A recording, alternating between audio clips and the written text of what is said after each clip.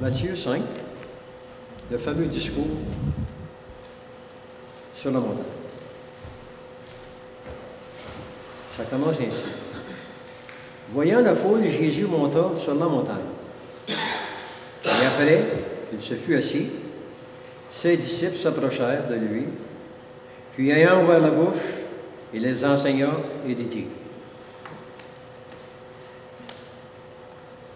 Heureux les pauvres en esprit, car le royaume des cieux est à eux.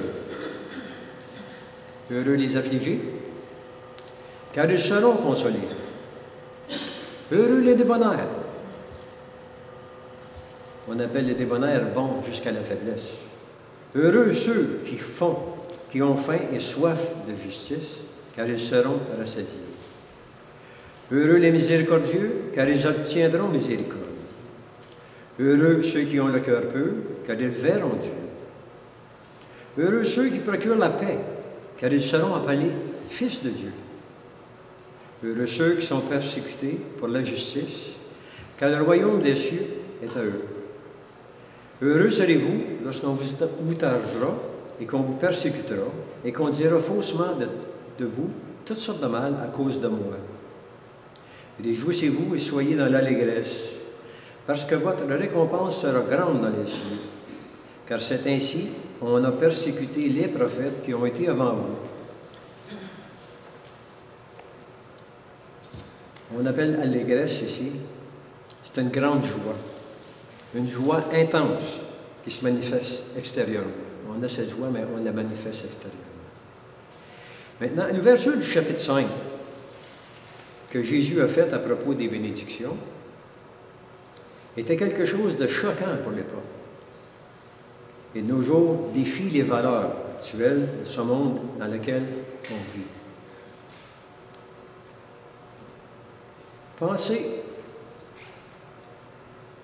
de ces choses, le monde ne peut pas accepter ça. Pas nous, naturellement, mais la pensée du monde dans lequel nous vivons présentement, un monde qui s'en va vers la perdition. Ils ont de la misère avec ça. On doit admettre que ce n'est pas facile même pour les croyants, quand on voit des choses comme ça. Après tout, qui peut décrire les pauvres, ceux qui sont en deuil, ou bien les persécutés, comme des gens bénis?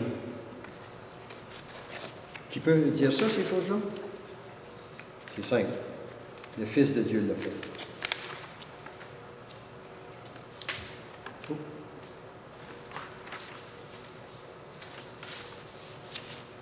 Probablement, les propos qui nous ont été jetés comme ça pour apaiser leur esprit endurci, que le monde va dire. Certains vont dire ça. Après tout, qui peut décrire les pauvres, encore? Ceux qui sont en deuil, ou bien les persécutés comme des gens bénis? Eh bien, Jésus pouvait le faire, et même il l'a fait au fameux discours sur la montagne. Le discours de la montagne sur la montagne, c'est le premier discours majeur de Jésus. Que peut-on déduire du premier discours de notre Seigneur Jésus? Jésus ne fait pas que de présenter une thèse, mes chers amis. Jésus nous fait mention de ce qu'il attend de nous, de ses disciples. Heureux les pauvres en esprit, car le royaume des cieux est à eux.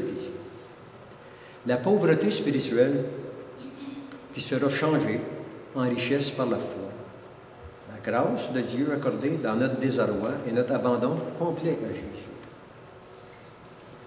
Heureux les affligés qui seront consolés, car ils seront consolés. Pourquoi les affligés? Vous savez, quand on a le cœur brisé, il n'y a rien qui ne va plus là. On ne sait pas comment s'en sortir. On est au bout du rouleau, comme on dit très bien. Hein? Le découragement prend toute la place. Il n'y a qu'un seul moyen de s'en sortir. On ne laisse pas tomber les bras, mais on les élève vers le ciel, à la place. Et si on s'abandonne complètement à notre Seigneur et Sauveur, Jésus, c'est la seule façon de s'en sortir, quand on est affligé. Deuxièmement, j'avais mis un ajout ici. Il est malheureux de voir des gens dans le malheur et le découragement. C'est pas le fun d'avoir ça, puis notre cœur, il y a quelque chose quand on voit ça, là, ça nous poigne. Mais on entend plus parler de suicide de nos jours que rien d'autre. Dans le monde actuel, c'est flagrant. N'ayons pas peur, frères et sœurs. de leur parler de Jésus, de la paix qu'il nous donne, de la paix qu'il nous donne dans notre cœur, la paix qui nous aide à passer à travers tout ce qu'on va passer. Nous autres aussi, on a de la misère. Des fois, eux autres, ils ont plus de misère que nous, mais on s'accroche à eux autres. On ne veut pas qu'ils s'en aillent en perdition. C'est ça que Jésus veut, nous, qu'on soit des disciples, faire des disciples des gens. Nous avons tous, au début de notre marche avec Dieu, eu des problèmes. Tous avons eu beaucoup de peine, et même des larmes, pour nos péchés dans nos vies. Quand on s'est donné à Jésus, en tout cas moi, personnellement, j'ai pleuré. J'ai demandé au Seigneur, je lui ai dit, Seigneur, je ne peux pas croire tout ce que tu as souffert pour moi. J'ai de la misère avec ça, Seigneur. J'en ai de la misère juste en parler. Il y a des larmes aux yeux. Tu as souffert tout ça pour moi, Seigneur. Comment que je peux t'approcher? Il n'y a pas d'autre moyen que par la foi. Ça fait que, Seigneur, je t'accepte comme maître dans ma vie. Change-moi, Seigneur. Change-moi. Puis, c'est pas fait tout de suite, là. Mais avec le temps, il m'a changé. Non seulement il nous pardonne nos péchés, mais il nous enlève notre sentiment de culpabilité. Le fait d'être plus coupable, de tout avoir mis au pied de la croix, mes chers amis, là, c'est fantastique. Vous avez une chaleur dans votre cœur, juste à y penser. Non seulement il nous pardonne nos péchés, il nous enlève ce sentiment-là. En tout cas, moi, j'ai marqué ici, c'est pas merveilleux de lui pardonner. Hein? C'est pas merveilleux de lui appartenir. Il n'y a rien de mieux que ça au monde. On peut dire, frères et sœurs, tout en tout temps, Jésus, mon Jésus, je t'aime. Je t'aime pour tout ce que tu as fait pour moi. Verset 5 ici. Heureux les débonnaires, car ils hériteront de la terre. Tantôt, j'ai oublié de mentionner la deuxième partie. Et puis un débonnaire, ça veut dire bon jusqu'à la faiblesse, qui est accommodant, qui est bienveillant, qui est bonache. On voit ça des gens qui sont bonaches.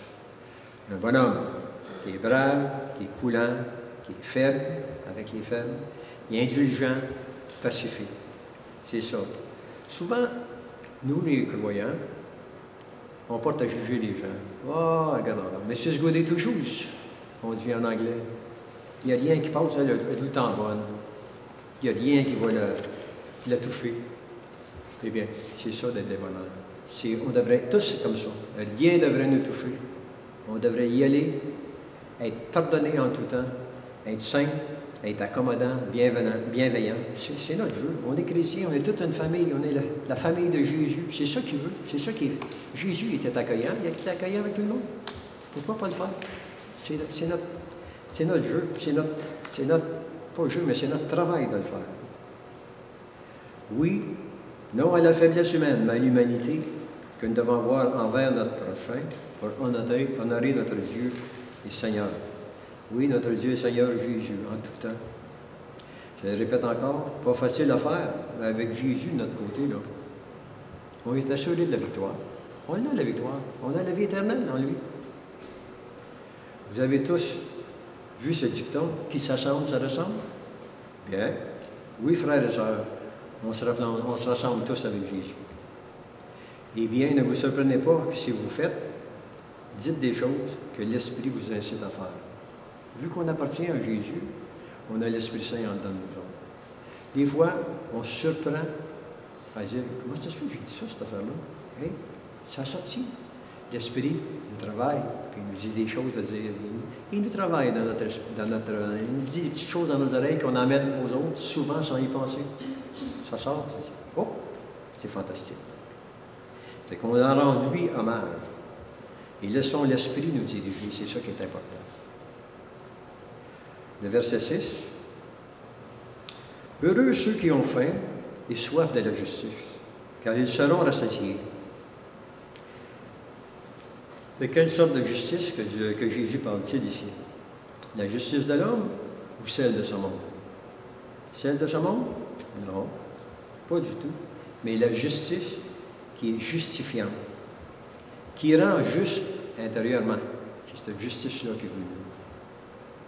qui excuse, qui légitimise, qui prouve, qui explique, qui confirme, qui rend valide, qui démontre. Celle de Christ Jésus, notre Sauveur, qui est imputé par Dieu le Père, et reçu par la foi seulement. Cet esprit-là, on l'a seulement par la foi. Si on croit à Jésus, on a cet esprit-là. Il s'agit de l'activer. C'est simple. Il s'agit de la démontrer. Travailler. Des fois, c'est dur de s'avancer vers quelqu'un qu'on n'aime pas trop, parce qu'on est on a toujours ce sentiment humain-là. Mais on s'avance. On s'avance. Malgré que, même si on se trouve être, comment je dirais ça, pas être honteux, mais avoir une certaine crainte, on s'avance. C'est ça qu'il faut faire. Oui, encore, par la foi seulement, quelle merveille. Naturellement, il faut l'exercer extérieurement, qu'est-ce que j'ai mentionné tantôt. Encore, pas facile à faire, comme on dit tout le temps, mais avec Dieu, tout est possible. Puis j'ai un verset ici. Marc 10 à 27. 10, oh, j'ai marqué, Marc 10, 27, excusez. La parole de Jésus qui vient de lui-même. Cette parole, elle vient de Jésus. Elle est impossible aux hommes, mais à Dieu, car tout est possible à Dieu. J'ai pris juste la dernière partie du verset. Jésus, par son sacrifice à la croix, nous a rendus justes. Nous ne pouvons pas nous présenter sans crainte. Vous allez vous dire que on ne peut pas se présenter sans crainte devant notre Père Céleste? Avec Jésus, Jésus nous donne la permission. Avec Jésus, on l'a. Quand on arrive devant Jésus, devant le Père Céleste, il voit Jésus, parce qu'on est en Jésus. Ça fait qu'il voit son Fils. Et puis Jésus est là à la droite du Père, il monte ses mains, il monte ses pieds, il monte son côté. Regarde ce que j'ai. Il m'appartient. Il m'appartient, ce gars-là. Il est justifié. Je l'ai justifié. Jésus, par son sacrifice à croix, nous a rendus justes. On peut se présenter sans crainte. Sans crainte, on peut se présenter devant notre Père Céleste. Éphésiens 4, 24 nous dit, Paul nous dit de revêtir l'homme nouveau. L'homme nouveau, c'est quand on est né de nouveau. Créé selon Dieu, dans une justice et une sainteté que produit la vérité. Le verset 4 nous dit ceci. Heureux les miséricordieux, car ils obtiendront miséricorde. Dans le monde actuel, accorder miséricorde ne veut certainement pas dire qu'elle va nous revenir. Mais nous, on n'est plus de ce monde, mais de la famille de Dieu. Jésus nous a fait miséricorde à son exemple. Faisons de même. J'ai mentionné tantôt à l'ouverture, à propos de la miséricorde, la femme de Charlie Kirk. Il a pardonné. C'est de la miséricorde, ça. Ça doit la toucher aussi en dedans. Là. Comment je peux faire ça, moi, un humain, pardonner à quelqu'un qui a assassiné mon mari? Avec Dieu, tout est possible. Elle l'a dit, donc ça venait du cœur. Elle n'a pas dit quelque chose qui venait pas du cœur. Tout vient du cœur. Même les paroles mauvaises qu'on dit, ça vient du cœur. Et elle, c'est une bonne parole. C'est merveilleux. Merveilleux. La parole nous dit que nous avons reçu gratuitement. Bien, gratuitement, on donne aussi. On n'en a rien en retour. Des fois, ça nous fait mal.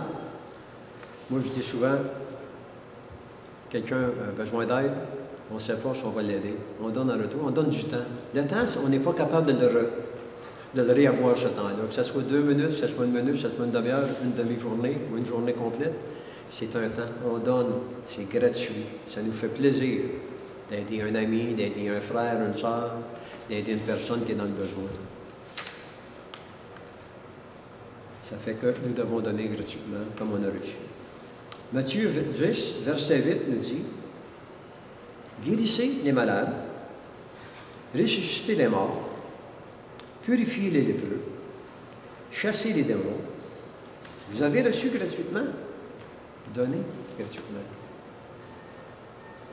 Il avait reçu la force de faire ça, ces choses-là. Et puis, je me dis souvent, des fois, Comment ça se fait qu'on ne voit pas ça souvent dans le contexte actuel dans lequel on vit? On voit des miracles, mais pas comme on devrait en voir. On a la foi, mais des fois, on a une petite foi, on n'a pas une grande foi. Si on a une foi totale envers Dieu, on serait capable d'exercer ces choses-là en tout temps. Donc, il faut travailler notre foi. On a une petite foi, on demande au Seigneur de la augmenter. On sait, on va dans la Bible, on va dans l'Écriture, puis on puise là-dedans, on va chercher, on va se nourrir constamment. Hébreux 17 nous dit, en conséquence, il a dû être rendu semblable en toutes choses à ses frères, afin qu'il soit un souverain sacrificateur, miséricordieux et fidèle dans le service de Dieu pour faire l'expiation des péchés du monde. C'est simple. Dieu est venu, s'est fait homme pour nous. Et puis, son sacrifice à la croix, c'est ça que ça nous parle ici. C'est un service qui est rendu à nous, pour Dieu, pour emmener les gens qui étaient perdus, pour faire l'expiation des péchés pour nous. Le verset 8 nous dit, ceux qui ont le cœur pur, heureux ceux qui ont le cœur pur, car ils verront Dieu. Et je réfère au psaume 24, 3 et 4. Qui pourra nous monter à la montagne de l'Éternel? Qui s'élèvera jusqu'à son lieu saint? Ceux qui ont les mains innocentes et le cœur pur. Jésus référait à ça. Celui qui ne livre pas son âme au mensonge et qui ne jure pas pour tromper. Il obtiendra la miséricorde de l'Éternel, la miséricorde de Dieu, le Dieu de son salut. Frères et sœurs, c'est ça. Il faut avoir le cœur pur. Des fois, on a des idées mauvaises qui nous viennent. Et puis, moi, en tout cas, quand ça m'arrive, j'ai décidé de suivre Jésus. Le fameux cantique, moi, j'ai décidé de suivre Jésus. I have decided to follow Jesus. Je me dis ça souvent. Je le répète à bout de champ parce que je suis tenté tout le temps. Imaginez-vous, si Jésus était tenté pendant 3 fois, lui, le Fils de Dieu fait homme, pensez pas que vous ne serez pas tenté. Vous allez être tenté au maximum, parce que Satan veut nous avoir. Il n'est pas content, pas en tout. Il doit, la flamme, la boucane va lui sortir par les oreilles et nous voir comme ça. Ah oui, certain. Il veut nous avoir. Ça fait que, lâchez pas. Il ne faut pas lâcher. Heureux ceux qui procurent la paix, car ils seront appelés fils de Dieu. La paix. On regarde qu'est-ce qui se passe dans le monde aujourd'hui. On est loin de ça, hein, la paix. Mais c'est pas cette paix-là que Jésus parle. C'est sûr que la paix des gens qu'on voit avec les guerres, tout ça, mais Jésus veut qu'on ait une paix, mais éternelle, intérieure avec lui. On va avoir une paix avec le Seigneur. Jésus veut nous donner la paix dans sa justice. Quand nous étions pécheurs, mes amis, nous étions loin d'avoir la paix. Surtout avec Dieu et surtout avec nous-mêmes. Parce que ça nous travaillait. Des fois, on fait des choses qui ne sont pas correctes, puis ça nous travaille. Pas savoir seulement que nous avons la paix, mais la vivre chaque jour, cette paix. C'est ça qui est important. Quelle merveilleuse chose, mes amis, de vivre cette bénédiction de notre Seigneur Jésus-Christ. Lui en nous, c'est toute une bénédiction. Le Fils de Dieu en nous, il faut y penser, hein? Le Fils de Dieu en nous. On fait des jaloux dans ce monde. Le monde nous regarde. Comment ça se fait qu'il est capable de passer à travers ça? Bien, donne ton cœur à Jésus, tu vois ça, c'est bien plus facile à passer. Donne ton cœur à Jésus. Ils ne viennent pas nous le demander, mais ils regardent, puis ils sont jaloux. Ah, ben lui, c'est normal, c'est un chrétien. Ils mettent ça de côté, ils nous mettent de côté. Il ne faut pas se plater les bretelles non plus, nous autres. On passe à travers les choses. Comment t'as ça? J'ai donné mon cœur à Jésus, il m'a aidé. Point final. Il ne faut pas aller se montrer. On n'est pas là pour se montrer. On est là pour être saint, avoir un visage sourire aux gens, mais pas se péter les bretelles. Ça fait qu'on doit partager cette bénédiction avec eux qui sont près de nous, notre entourage. Si on est béni du Seigneur d'une façon spéciale, moi, ça arrive des fois, là. Comment tu fais, t'avais mal hier, t'avais ta canne, puis là, ben, écoute, le Seigneur est avec moi, il m'aide. Je dis ça à mes voisins. Mais entre nous, frères et sœurs, quand il y a quelque chose de spécial qui se produit, il faut le mentionner. Il faut montrer que la gloire de Dieu est avec nous dans notre... On fait partie de la famille de Jésus. On lui appartient. Ça fait qu'il faut dire ces choses-là. Vous savez, le monde recherche cette paix, mais il ne la trouve pas. Cette paix-là, c'est seulement dans la foi avec Jésus. Il faut amener ces gens-là. Comment ça se fait que tu passes... Bien, comment ça se fait? C'est bien simple. Accepte Jésus. Tu vois, qu'est-ce qui va changer ta vie? Il faut le savoir. Il faut les aider à découvrir par notre façon de vivre aussi. Ils nous regardent. On se donne un bon coup de marteau sur un pouce. J'en connais, moi, qui ne dirait pas oh Seigneur, ça aurait pu être pire que ça, là. J'aurais pu perdre le pouce au complet. Non, il y en a qui disent d'autres choses que ça. Hein?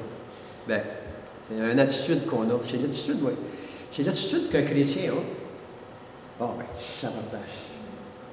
Pas mettre plein de sacs, puis ces choses-là, non. Ah, on t'a souffert bien plus que ça, hein, Jésus? Ah, je me passe à travers. En tout cas, moi, je le fais. Je ne suis pas un saint. Des fois, ça prend du temps, 2, 3 secondes, 4 secondes, mais je le fais. C'est fantastique parce qu'on a cette paix. Au moins, tu n'as pas sacré. Au moins, tu n'as pas béni le Seigneur parce que tu as mangé un coup sur le pouce. Mais tu as montré que tu es capable de passer à travers avec la joie qu'il te donne dans ton cœur, avec la force que tu as. Jacques 3, 18 nous dit ceci. Le fruit de la justice est semé dans la paix par ceux qui recherchent la paix. Tu ne peux pas emmener la paix dans ce monde si tu donnes des coups à tout le monde.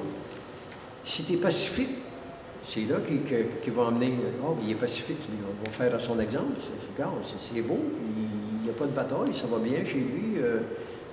Si on est les enfants de paix, on va emmener la paix. C'est simple, pur et net. Romains 4, 19 nous dit ainsi donc, recherchons ce qui contribue à la paix et à l'édification mutuelle. Ça fait qu'il faut s'édifier ensemble, tout ensemble.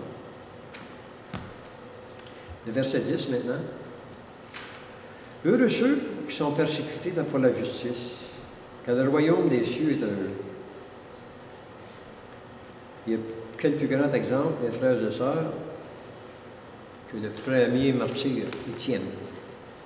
Dans le livre des Actes des Apôtres, dans le Acte 7, 56 à 58, il dit « Voici, je vais les cieux, je vois les cieux ouverts et le Fils de Dieu debout à la droite de Dieu. » Les gens qui l'entouraient poussèrent alors de grands cris, se bouchant les oreilles. Ils se précipitèrent tous ensemble devant lui. Ils ne voulaient pas rien entendre. Ils se sont bouchés les oreilles pour ne pas entendre ce qu'il avait à dire. Mais ça, on se ouvre les oreilles, tu entends, tu ne l'acceptes pas, c'est correct. On se bouche les oreilles parce qu'il parlait du Fils de Dieu à la droite du Père. Ils le traînèrent hors de la ville, ils le lapidèrent. La lapidation, c'est quelque chose d'assez grave, merci. Manger des pierres tout partout, ça fait mal. Et puis quand tu en manges une sur le coco, ça fait mal, jusqu'à temps que tu tombes, jusqu'à temps que tu perdes conscience. Puis quel bel exemple qu'Étienne nous donne, mourir avec la parole de Jésus dans sa bouche. Qu'est-ce qu'il dit? Seigneur, ne leur impute pas ce péché. Comme Jésus à la croix, Seigneur, ne retiens pas ça contre eux. Pardonne-leur, car ils ne savent pas ce qu'ils font. C'est la même chose, excepté d'une autre façon. Et puis, qui de ce monde peut faire ça, ces choses-là? On a ce bel exemple, notre premier chrétien, le premier chrétien à mourir comme martyr. C'est le plus bel exemple qu'on ne peut pas avoir, nous, la famille chrétienne. On a cet exemple-là du premier chrétien qui est mort. Mourir comme ça, en martyr.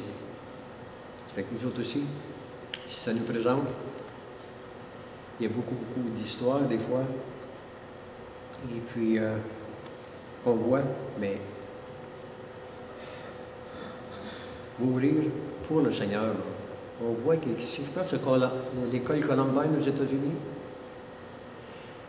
le gars qui est avec son revolver, il dit, tu crois-tu à Jésus? À la petite fille, elle dit, oui, je crois. Bah. Il l'a tué direct là. Martyr pour Jésus. Puis il y en a plusieurs comme ça qu'on ne voit pas, qu'on ne sait pas, qu'on n'entend pas. Mais c'est d'être martyrisé pour Jésus. Elle l'a fait. Vous avez lu ou entendu les derniers mots de notre frère Étienne dans le livre des Actes des Apôtres. La prière, la requête, il fait. D'après vous, a-t-elle été exaucée? Bien, Jean 5,16 nous dit, la prière fervente du juste a une grande efficacité. Nous en avons la preuve avec Saül, qui était le témoin dans ce temps-là, puis qui approuvait le martyre d'Étienne. Cette lapidation. Il a été pardonné du Seigneur. Donc, Seigneur, impute pas ces choses à ces gens. Saul sur la route de Damas, qui voulait emmener tous les chrétiens, il a été pardonné par Jésus. Juste là. Donc, c'est lui qui était le témoin principal du martyre d'Étienne. Étienne dit, impute pas ça à lui. Qu'est-ce qu'il a fait? Jésus lui a apparu. C'est rare que Jésus, en tout cas, c'est rare. Non? On voit ça. C'est rare. Mais c'est une chose, je ne sais pas comment expliquer ça, merveilleuse de savoir que Jésus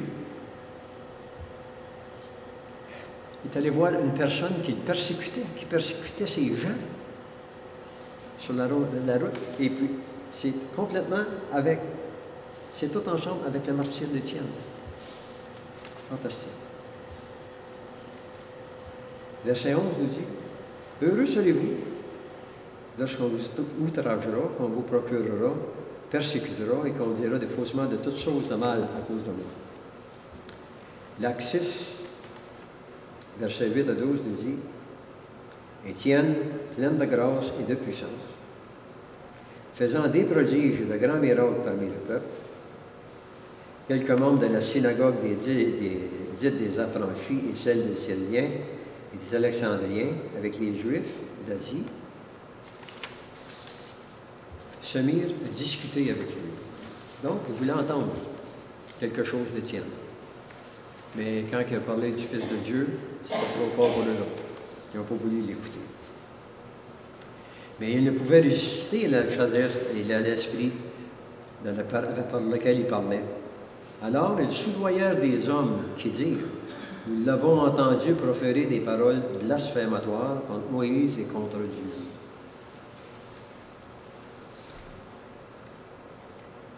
C'est là qu'on voit ce que le verset nous dit. « Heureux les gens qui sont persécutés pour moi. » Chers amis, aujourd'hui, nous avons des frères et sœurs qui sont persécutés dans différentes parties du monde.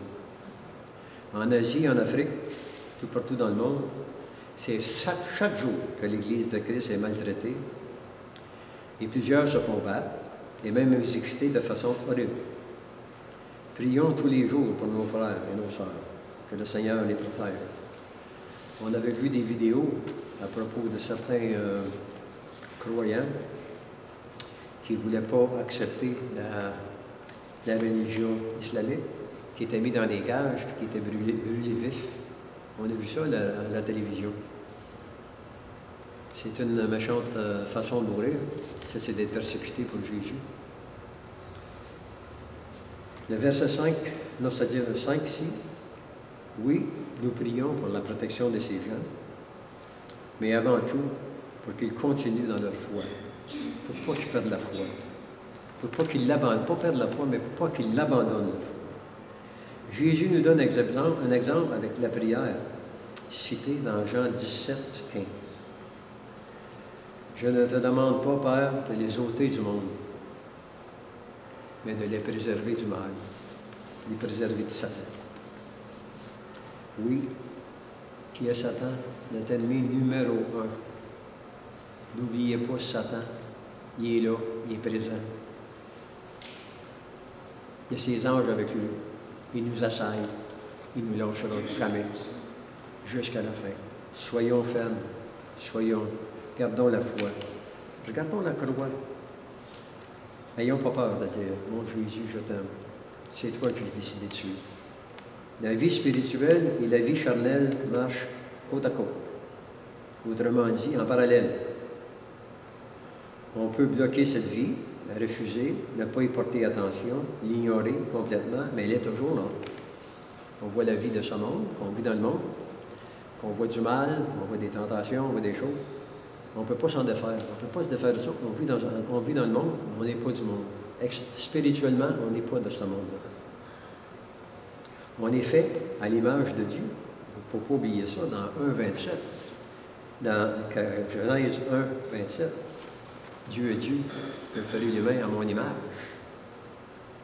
C'est quelque chose de grand, de super, ça. De merveilleux, et même en même temps, c'est quelque chose de mystérieux. On est fait à l'image de Dieu, mais qui nous a donné liberté de choisir soit le bien ou le mal. Il nous l'a donné. Dieu nous a donné cette liberté-là. Et Dieu ne peut pas nous forcer à le suivre. Il ne peut pas nous forcer à le suivre. Il nous a donné la liberté. Il ne peut pas revenir sur sa parole, là. On doit l'aimer en tout temps. C'est notre... C'est Salomon qui parlait que le devoir de l'homme, c'est de chercher Dieu de tout son cœur et puis de suivre les commandements. Mais Dieu, il ne peut pas nous forcer à lui suivre ces commandements-là. Il ne peut pas nous forcer à l'aimer non plus. Il peut mettre des embûches. Il peut mettre des embûches multiples dans nos vies pour nous faire revenir dans le bon sens. Mais le choix, c'est le nôtre. C'est nous autres qui décident. Si tu es marié et tu vois quelque chose qui t'empêcherait qui te ferait casser tes vœux de mariage, bien là, ferme les yeux, puis des fois, il faut courir. Même courir, pas juste virtuellement, qu'appelle, là, mais courir réellement. S'en aller de là, si tu vois quelque chose, passe de l'autre côté de la rue, n'importe quoi. Mais il faut faire ça, parce qu'on a encore ce côté charnel. Mais le choix, c'est toujours le nôtre. Fait que moi, j'ai décidé de suivre Jésus.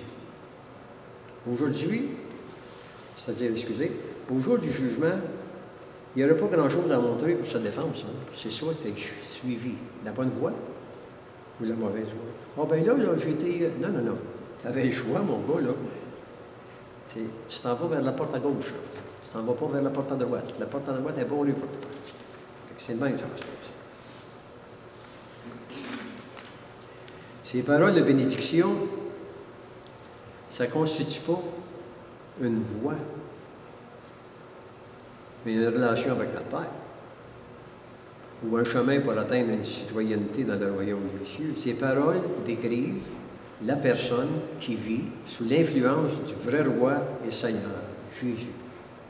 Un exemple, ceux qui sont en deuil ne sont pas bénis pour cela, mais Dieu va répondre à leur deuil avec son réconfort. Il va les réconforter intérieurement. Des similarités entre Job et Habakkuk. Nous vivons dans l'espoir et aussi en l'espoir. Il faut avoir cet espoir en nous. On va le chanter tantôt, l'espoir. Hébreux 10, 19 à 23 nous dit ceci. Ainsi donc, frères, nous avons, au moyen du sang de Jésus, une libre entrée dans le sanctuaire, par la route nouvelle et vivante qu'il a inaugurée pour nous au travers du voile, c'est-à-dire de sa chair. Et nous avons un souverain sacrificateur établi sur la maison de Dieu. Approchons-nous donc avec un cœur sincère, dans la plénitude de la foi, les cœurs purifiés d'une mauvaise conscience, et le corps lavé, non plus. Retenons fermement la profession de notre espérance. Car celui qui a fait la promesse est fidèle. Quand on a la promesse de Dieu, on a la promesse de Jésus, on a l'Esprit Saint en dedans de nous autres, sa promesse est établie, c'est vrai. Dieu nous a donné la vie, Dieu nous a donné l'espérance, on a la foi, l'espérance, on a la charité, l'amour. Tout ça, ça nous a été donné. Ce n'est pas des choses qu'on a acquises nous autres-mêmes. Avons-nous une vraie confiance d'entrer dans l'éternité avec Dieu? Ça, c'est une question que beaucoup de gens se posent. Si nous avons cette confiance, est-ce que vos vies reflètent ce sentiment? Est-ce qu'on le voit dans vos vies? Est-ce qu'on vit de cette façon-là qu'on a cette confiance?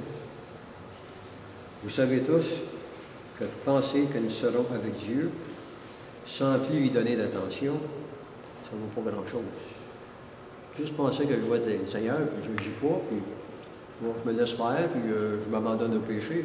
Non, ça n'entre pas ça. Avoir la confiance d'être avec Dieu, je suis la bonne ligne ici. Je ne suis pas la mauvaise ligne. Avoir sans donner n'est pas bien vu, c'est pas bien vu de Dieu non plus.